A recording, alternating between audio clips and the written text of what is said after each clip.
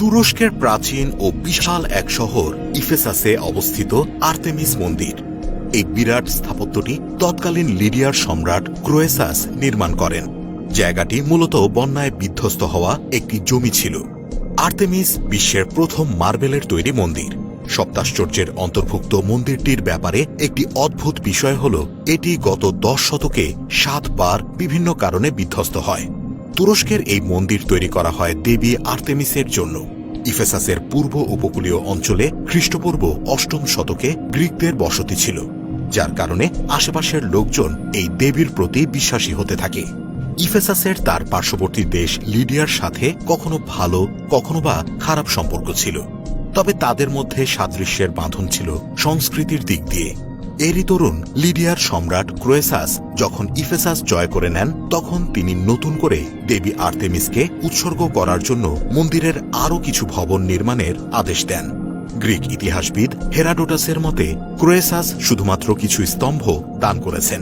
এমনকি এই আর্তেমিসের কিছু কিছু স্তম্ভে লেখা আছে আর্তেমিস কর্তৃক নিবেদিত।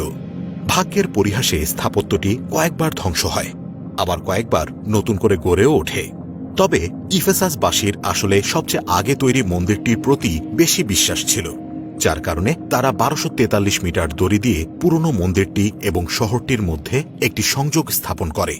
তাদের বিশ্বাস ছিল এই সংযোগের কারণেই লিডিয়াবাসী কিংবা অন্য কোনো শত্রু তাদের আক্রমণ করতে পারবে না। আর্তেমিসের বাহ্যিক তথ্য বেশিরভাগ পাওয়া যায় পর্যটক প্লিনির কাছ থেকে।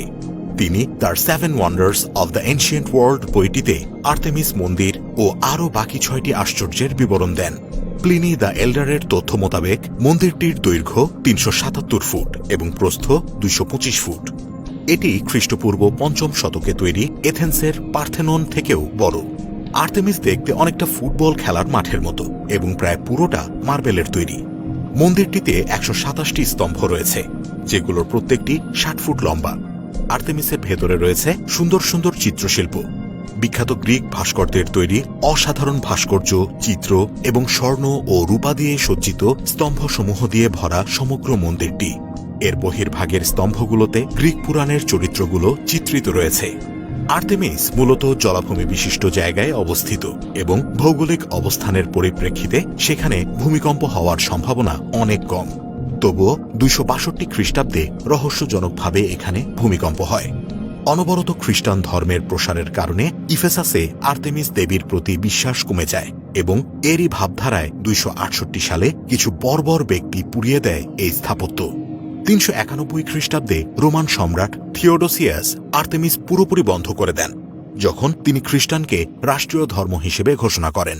তবে শেষবারের মতো আর্তেমিস ধ্বংস করা হয় 401 খ্রিস্টাব্দে। এই সময় থেকে ইফেসাসও বিলুপ্ত হতে থাকে।